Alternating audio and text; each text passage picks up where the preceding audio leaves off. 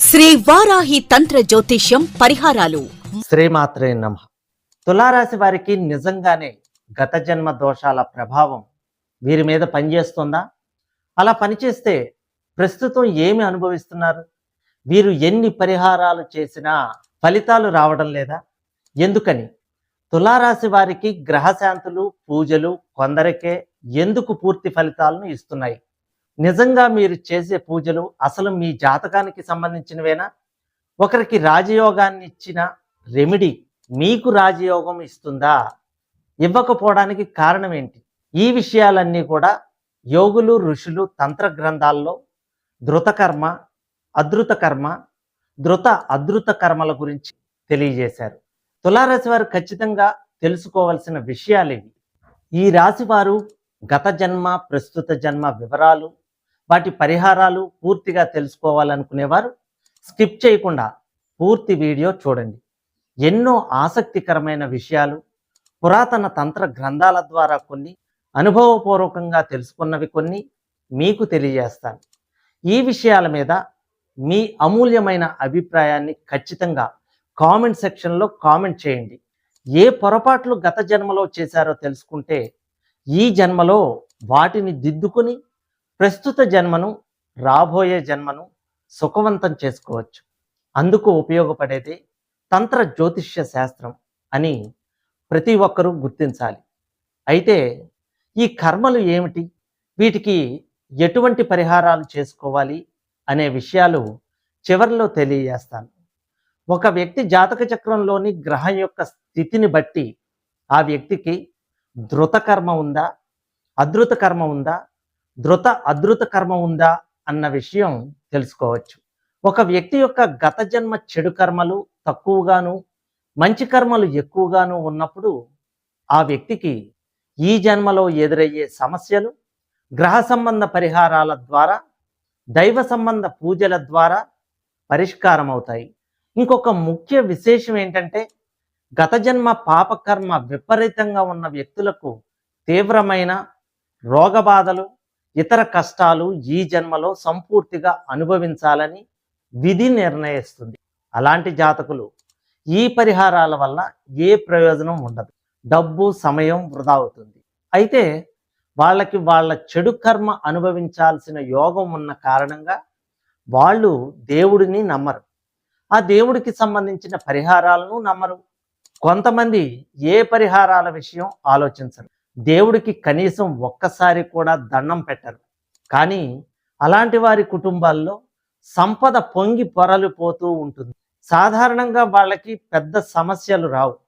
ఇలా ఎందుకు జరుగుతుంది అని కొందరికి అనిపిస్తుంది. ఎవరైతే గత జన్మలో తమ తాహతకి మించి మంచి పనులు చేస్తారో వాళ్ళకి జాతక చక్రంలో మంచి గ్రహస్థితులు ఉంటాయి.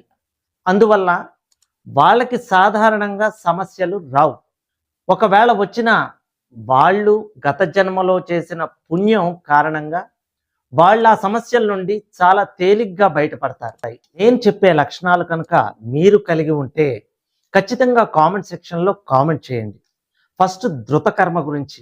ఈ జాతకులు లేదా జాతకురాలు గత జన్మలో తీవ్రమైన పాపాలు చేసి ఉన్నట్లయితే, అంటే ఆస్తుల పంపకం సమయంలో అన్నదమ్ములను లేదా అక్క చెల్లెలను దారుణంగా మోసం చేసి వాళ్ళ వాటాలు కూడా తానే దోచుకోవటం, ఎవరినైనా హత్య చేయించటం లేదా చేయటం, వృద్ధాప్యంలో ఉన్న తల్లిదండ్రులకు అన్నం, నీళ్లు ఇవ్వకుండా నరక యాతనలకు గురి చేయటం, కూలి వాళ్ళ చేత బండ చాకిరీ చేయించుకుని చివర్లో ఏదో వంక పెట్టి వాళ్లకు ఇవ్వవలసిన కూలి ఎగ్గొట్టం, తనకు మేలు చేసిన వారికి వెన్నుపోటు పొడిచి వాళ్ళని నాశనం చేయటం, కామంతో కళ్ళు మూసుకుపోయి దానికి ప్రేమ అనే పేరు పెట్టి ఆపై తల్లిదండ్రుల గౌరవాన్ని, మనశ్శాంతిని నాశనం చేసి ప్రేమ వివాహాలు చేసుకోవటం ఫలితంగా తల్లి లేదా తండ్రి యొక్క అకాల మరణానికి లేదా ఆత్మహత్యలకు కారణం కావటం,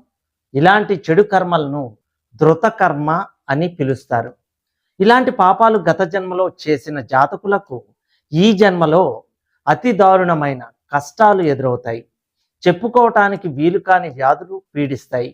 ఇలాంటి జాతకులకు ఎన్ని పరిహారాలు చేసినా ఆవగింజంత పరిహారం దొరకదని గుర్తించాలి. ఈ జాతకుడు లేదా జాతకురాలు గత జన్మలో ధృతకర్మను చేశారా లేదా అన్న విషయాన్ని ముందు నిర్ధారించుకోవాలి. ఇందుకోసం జాతక చక్రాన్ని పరిశీలించాల్సి ఉంటుంది. అయితే ఇందులో ముఖ్యమైన విషయాలు తెలుసుకోవాలి.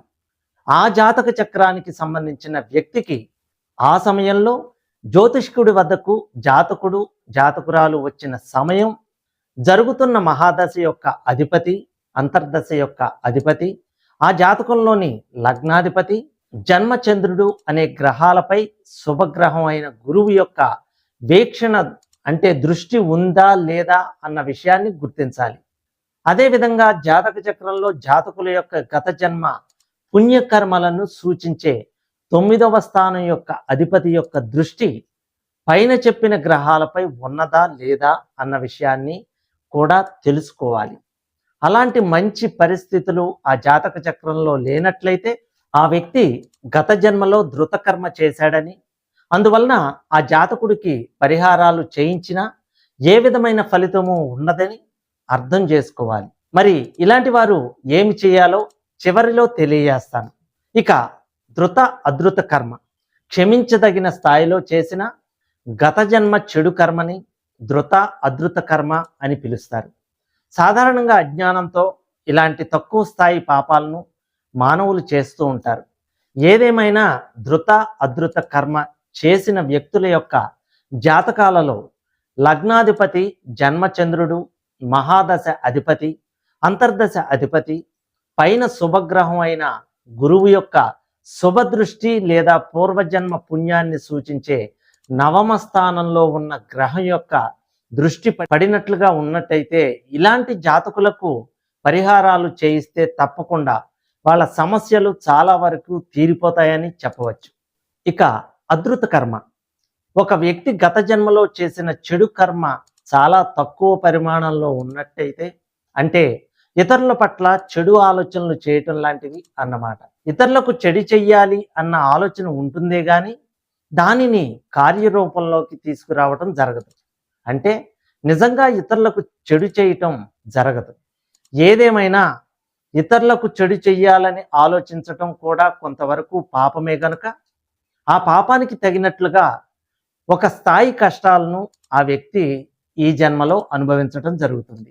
జాతక చక్రాన్ని పరిశీలించినప్పుడు జాతక చక్రంలో గురువు లేదా 9వ స్థానాధిపతి ఆ జాతకంలోని లగ్నంలో ఉండటం లేదా జన్మ చంద్రుడితో కలిసి ఉండటం లేదా మహాదశాధిపతి లేదా అంతర్దశాధిపతితో కలిసి ఉండటం కనిపిస్తుంది.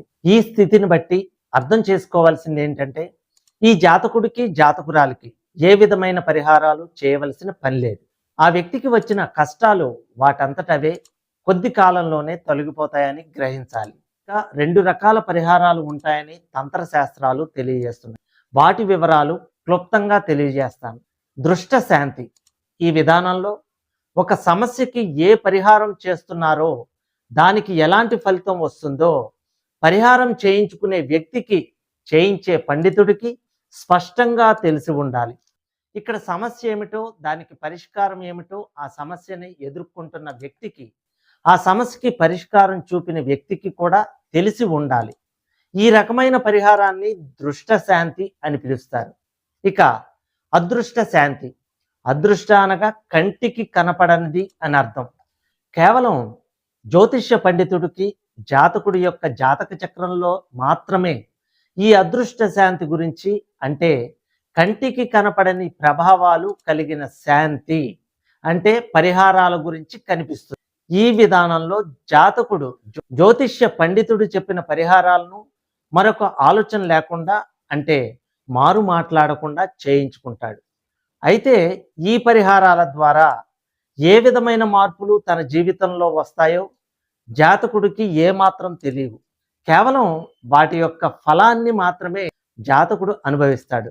గ్రహదోషాల కోసం చేయించే పరిహారాలు, హోమాలు, తీర్థయాత్రలు, పేదలకు అన్నదానం చేయటం, సత్రాలు కట్టించడం, పాఠశాలలు పెట్టించడం, సొంతంగా రక్తదానాలు చేయటం, ఇతరుల చేత చేయించటం, ఇలాంటి పరిహారాలను లేదా శాంతులను అదృష్ట శాంతి అనే పేరుతో పిలుస్తారు.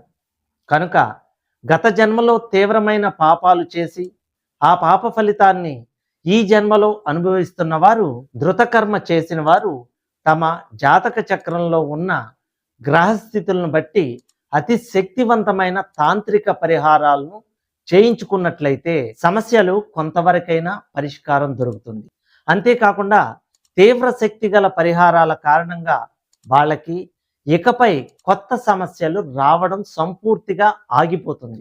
ఇక గత జన్మలో సాధారణమైన పాపాలు చేసిన వారు తగిన పరిహారాల ద్వారా తమ సమస్యలను చాలా వరకు పోగొట్టుకుని మంచి స్థితికి చేరుకోవచ్చని భావించవచ్చు.